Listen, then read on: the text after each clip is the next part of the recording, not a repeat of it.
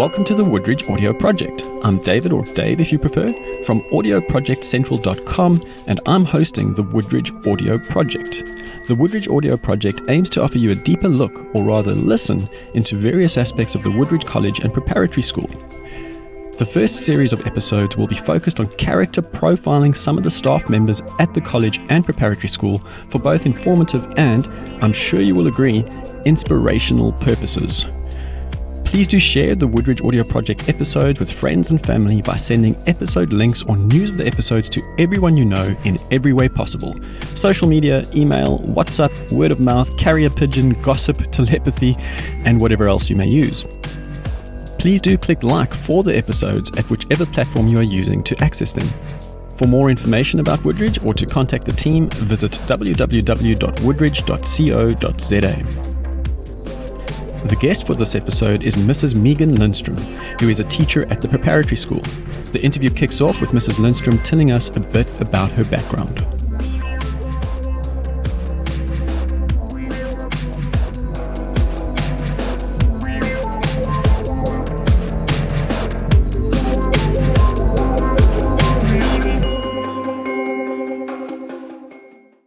So I grew up in the Eastern Cape. I grew up in East London, and then I came to study way back when it was still UPE. And I ended up getting married in Port Elizabeth, and we started a family here. We then moved to Johannesburg, and we were based there for 10 years. When we planned to move back to the Eastern Cape, my eldest child's a son, and his teacher at the time said that we should look for kind of a small school setting and something maybe not so mainstream. So when we came down on a holiday, we actually just had a look around at various schools, ended up stumbling upon Woodridge. And when we drove through the gate, we absolutely loved it. It was just definitely going to be the place for our children to come to. And so in 2010, we moved back to Port Elizabeth, and my kids, all three kids, started at Woodridge. I taught in Joburg, and so made it known here that I would be looking for something.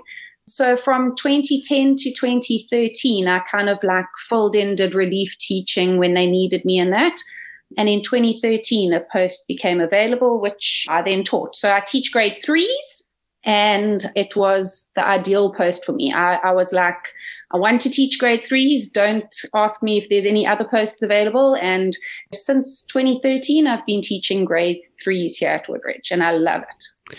What was the move like for you coming from the hustle and bustle of big city Joburg life to the Eastern Cape and then Woodridge, where it's far more scenic? Yeah, our plan when we moved to Joburg was to spend 10 years there, and no one believed us. They said we'd get caught up in the high-flying lifestyle of Joburg and that, but I kind of counted the days off the calendar to move back. So I moved back very happily. I really do miss family and friends from Joburg, but I don't miss the place at all. We love being back in the Eastern Cape, and Woodridge is out in the sticks to some people, but it's also a hustle and bustle out here most days. We have long, busy days, so it's lots of fun. So for any listeners who are considering sending their children to Woodridge in the slow Eastern Cape, what would you say to them to allay their concerns about the move from the big, vibrant city to a beautiful place like Woodridge? For my children and for me, it was ideal. And my three children are very different. I have a son who's now nearly 24, and he had quite a couple of learning challenges. And we put him in Woodridge especially for that. Having the small classes, the individual attention, the one-on-one with the teachers, it was absolutely perfect for him. And then my two daughters are very academic, very sporty, very mainstream, could probably have gone to any school, but came to Woodridge because we were all here. And my daughter matriculated last year, and they have loved it. I would say it's a school that would suit absolutely any child out there, whether you have a mainstream flyer, whether you have a laid back, lazy lump, whatever, it is for everybody. And the teachers really do cater for every child in their class, no matter what child that is. Some listeners might know a little bit about the background that you've just spoken about. Is there anything about you that nobody else at Woodridge would know about you that you would be happy to tell listeners? There's probably lots that people don't know about me, but I was thinking about this, and probably the one thing that I don't know if anyone at school would know about me is that my husband had to ask me 3 times to marry him. So there were 3 proposals before I said yes. What made you say yes on round 3? Well, the first time was the whole romantic getaway to the resort with like a seafood spread and then a ring, and I just froze. And we had spoken about getting married and it was on the cards, but when push came to shove, I was like, there's absolutely no way I'm getting tied down now. I was quite young. I was 23. And then the second time was roses and like, we really need to do this. And I was, don't push me, give me some more time. If you push me, it's going to be away. And then the third time, which I like to tell everyone, which gets my husband really upset, is we were watching a movie at his house, and the movie happened to be called The Point of No Return. And he walked in and kind of like threw the ring down and said, if you want to put it on, otherwise I'm never presenting it again. So that sealed the deal. And yeah, we've been happily married for nearly 24 years. So, gentlemen, persistence and ultimatums. Looking at your time at Woodridge, does anything stand out as a highlight for you, and why?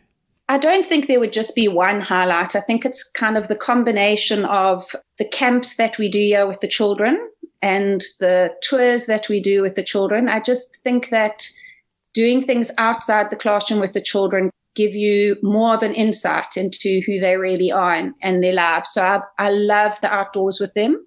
Also, Woodridge does an event, well, the Woodridge Prep School does an event called the Woodridge Way in grade 6 and 7, which is an adventure race from Woodridge to Jeffreys Bay. All 3 of my children were fortunate to do that, and I was fortunate to be on it with them. So that stands out as a highlight as well, the Woodridge Way. Do you have any insights, dare I say, advice for students or colleagues that you'd be happy to offer?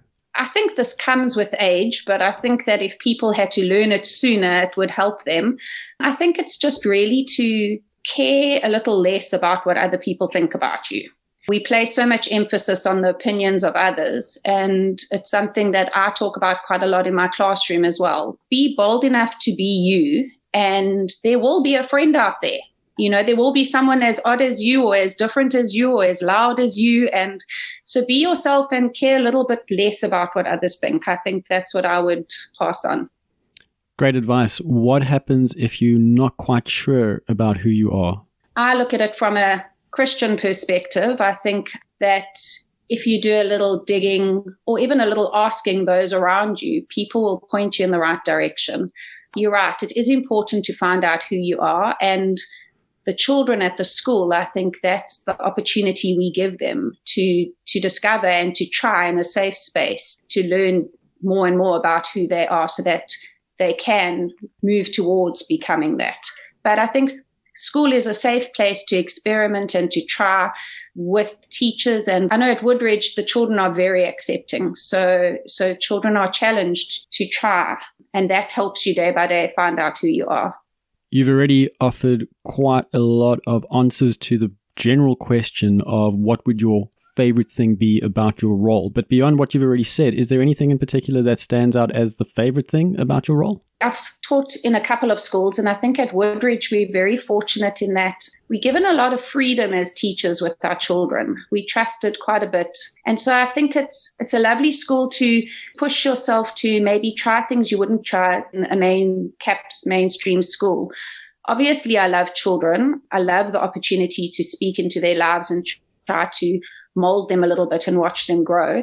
And I think kind of the overriding umbrella with that, and what I tell my parents every year when I get new parents in my class, is to have fun. You know, children aren't going to want to come to school if it's not fun. So it's kind of got to be the umbrella. You've got to do the maths and you've got to do the literacy and you've got to do everything. But if you can do it in a fun way, children will always learn through that.